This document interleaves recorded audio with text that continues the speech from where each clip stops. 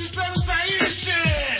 Imagine a TV viajando no tempo pra mostrar o passado. No passado em todo momento. Imagine a vida, as pessoas, os sonhos de outros séculos. Antigos privilégios. 500 anos, o Brasil República na TV. Pra todo mundo ver. Sim, também.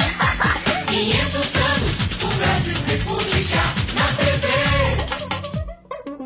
É isso aí.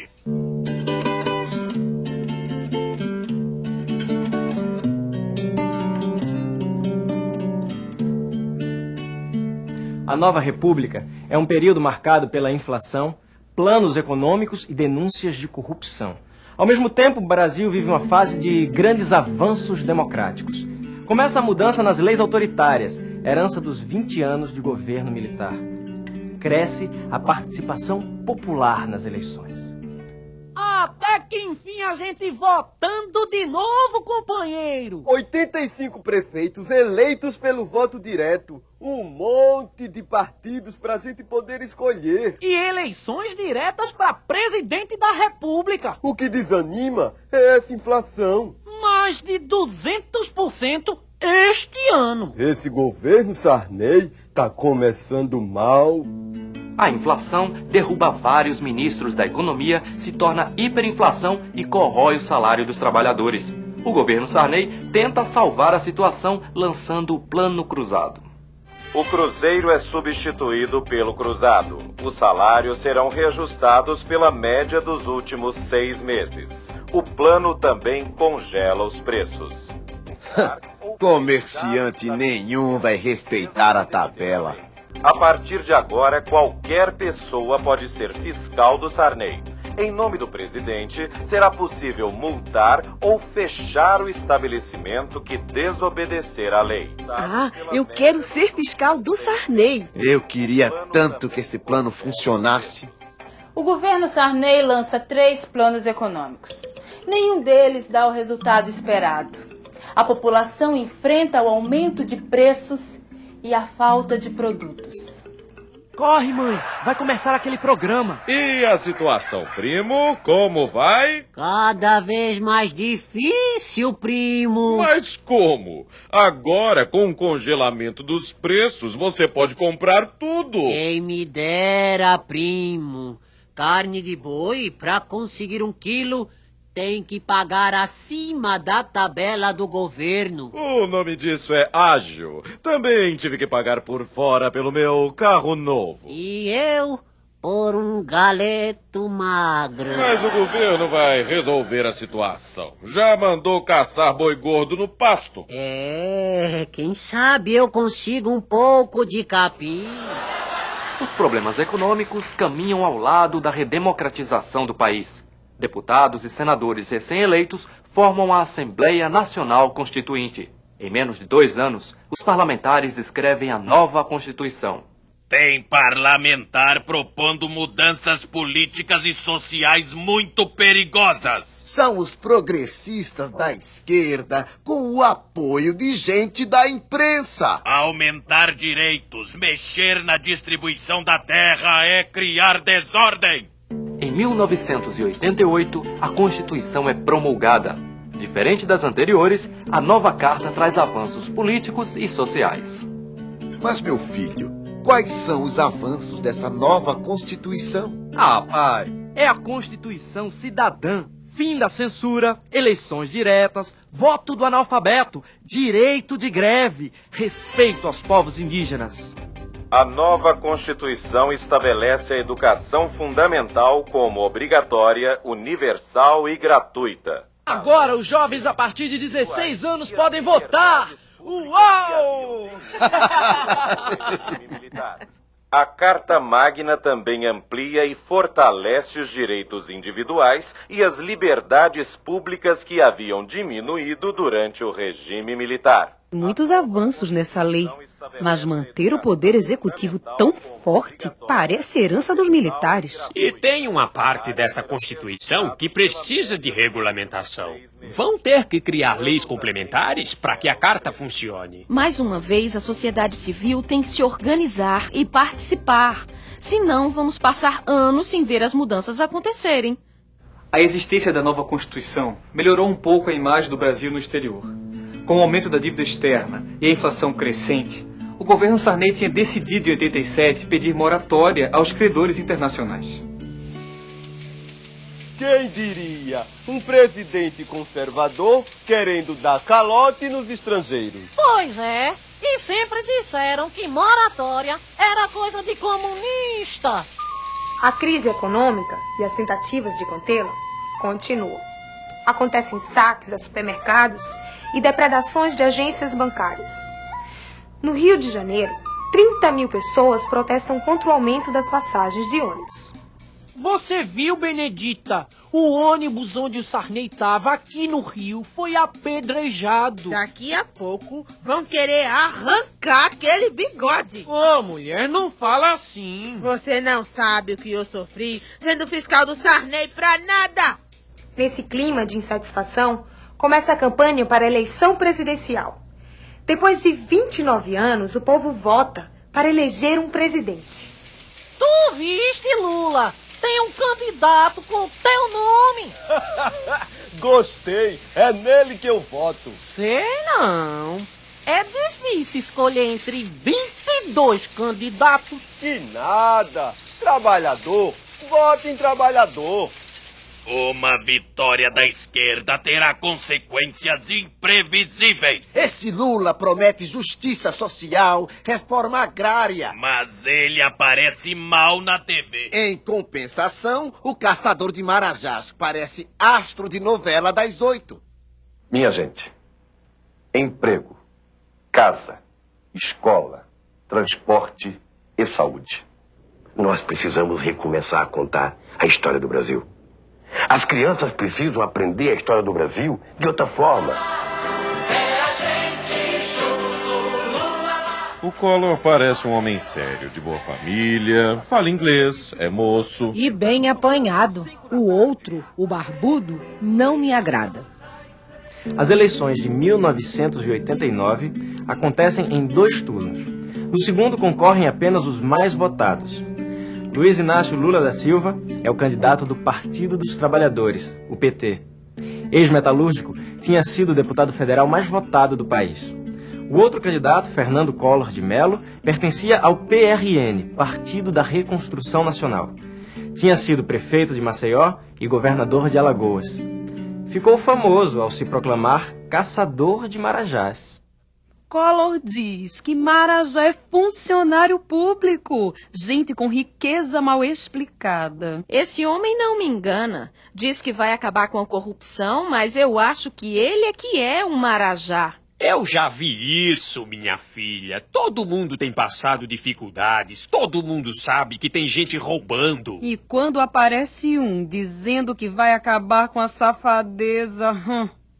Esse Collor vai moralizar o país. Vai ser um presidente bonitão. Collor vence as eleições, mas não faz bonito na presidência. Assim que toma posse, confisca o dinheiro depositado nos bancos pelos brasileiros. Isso é um roubo. Será que o governo vai devolver mesmo o dinheiro das aplicações da poupança? Mesmo que devolva, mamãe, 1 ano e meio com o dinheiro da nação inteira? Ainda bem que eu tinha aplicado meu dinheiro na Suíça. Mas eu não. Tem algum aí pra me emprestar? Todo o dinheiro que eu tinha no banco, tudo esse Collor confiscou. Calma, Glicério, calma.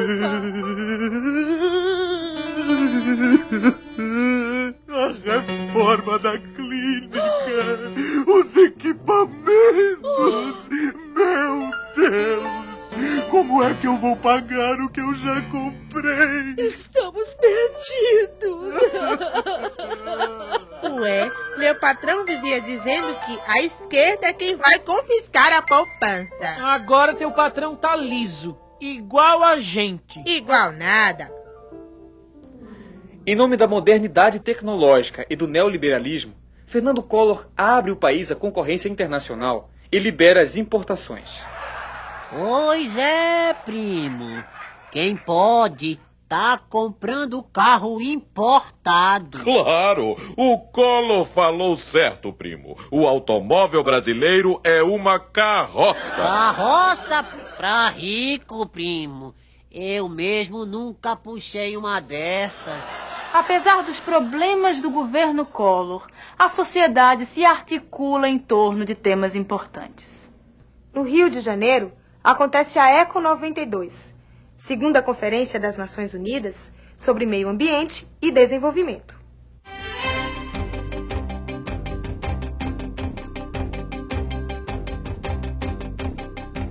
Representantes de 178 países participam da conferência. A Eco 92 aprova um documento chamado Carta da Terra. Segundo ele, os países ricos devem ter maior responsabilidade na conservação do planeta. Eles possuem mais tecnologia e são quem mais estraga o meio ambiente. Direto do evento fala a repórter Glória Carvalho. Junto com a Eco 92, está sendo realizada a Conferência Mundial dos Povos Indígenas. Galdino, o que está sendo discutido? Aqui, a gente está discutindo os direitos e as necessidades dos povos da floresta. E quais são essas necessidades? Ver a Constituição ser cumprida, ver as nossas terras demarcadas, ver os assassinos dos nossos irmãos punidos pela justiça. As discussões na Eco 92 envolvem organizações não governamentais, indígenas, entidades negras, religiosas e populares. Também participam autoridades de diversos países de todo o planeta. Em Brasília, o governo Collor privatiza estatais, unifica ou acaba com órgãos públicos, mas a inflação continua crescendo. O país entra em recessão e explodem denúncias de corrupção no governo.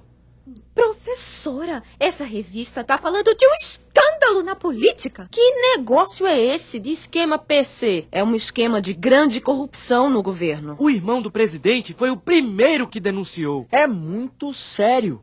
Alguém vai investigar as acusações, professora? O Congresso Nacional vai abrir uma CPI. A CPI, Comissão Parlamentar de Inquérito, é formada por políticos do poder legislativo.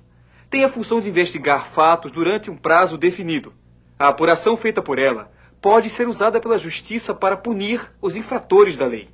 Eu acho ótimo que a CPI apure tudo, mas pra mim isso não basta. Pra mim também não. Que vergonha. E não é só a gente que tá sentindo essa revolta, não. O que eu sei é que a gente precisa fazer alguma coisa.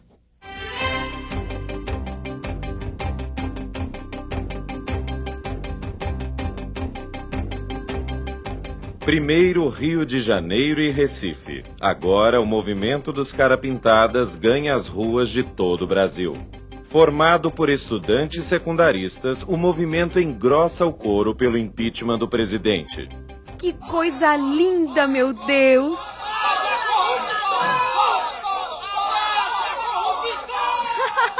Parece a minha época! Esses jovens querem o que a maioria deseja: ética na política! O Congresso Nacional acaba de aprovar a abertura do processo de impedimento do presidente Fernando Collor. Ele será afastado do cargo durante as investigações. Quem assume interinamente é o vice-presidente Itamar Franco.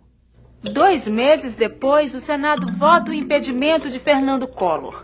Sob intensa pressão popular, o presidente renuncia momentos antes de ser aprovado o impeachment. Olha só, o camarada renunciou para tentar se safar do julgamento. Acaba de renunciar o presidente Fernando Collor, que mesmo assim será julgado pelo Congresso Nacional. Ó, pra aí, meu velho. Tô tão arrependida de ter votado nele. Bem que me disseram, a gente tem que pensar bem antes de votar. Quem diria? Mesmo renunciando, o Senado cassou os direitos políticos do Collor por 8 anos. A corrupção era o de menos. O problema é que ele meteu a mão no dinheiro de meio mundo. Brigava com todos, até com a classe política. Aham, mas a grande briga foi do povo na rua e nas páginas da imprensa. Virou uma campanha cívica, todos juntos para derrubar um presidente. Em dezembro de 1992, a presidência passa de forma definitiva para Itamar Franco. A situação financeira continua difícil até que o governo lança o Plano Real, o novo programa de estabilização econômica. Rapaz, a moeda vai deixar de ser cruzeiro real. Agora é só real. E o real vale $1. Agora vai ficar fácil conseguir mais empréstimos com os estrangeiros. Oh, yeah! O sucesso do Plano Real aumenta a aprovação ao governo Itamar Franco e também incrementa a carreira política do ex-senador Fernando Henrique Cardoso, que na época era ministro da Economia. A FHC vence as eleições presidenciais de 1994. Glicério, você exagerando nas compras. Todo dia você quer muita coisa na mesa. A comida acaba estragando. Esse negócio de ficar comprando pouco é mesquinharia. Ainda mais depois da fartura do Plano Real. Dá o que sobrar para a empregada. Ela tá doente, faltou. Então, joga fora.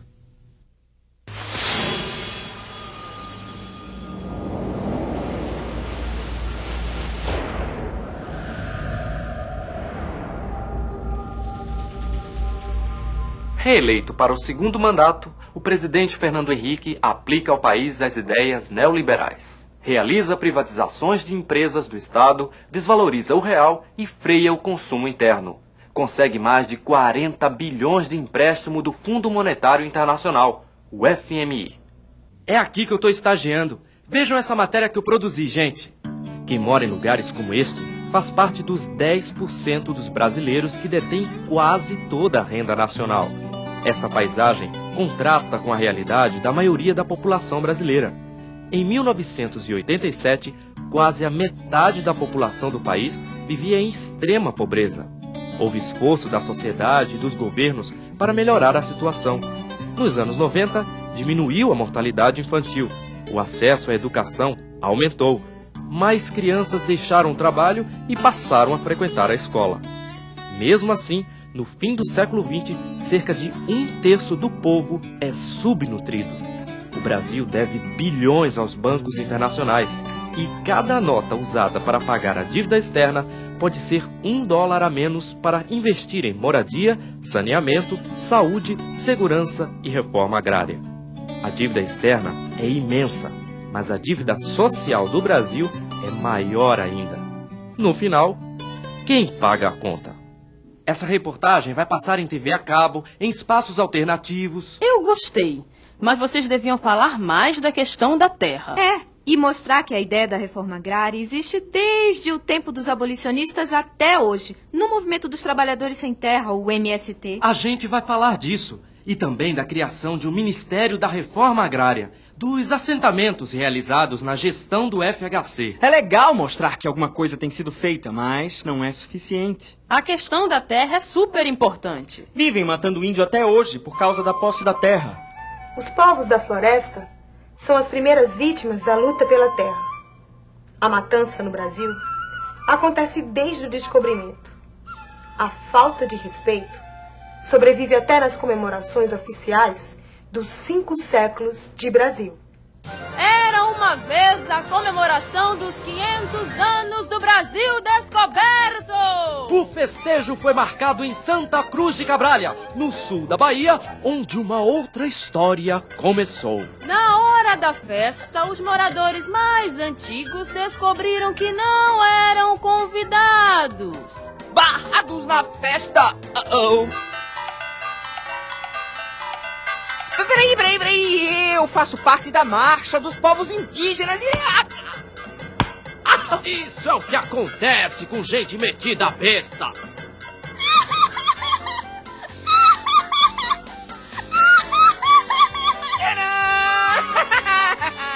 Pensaram que era o meu fim? Pois eu tenho fôlego pra brigar por mais 500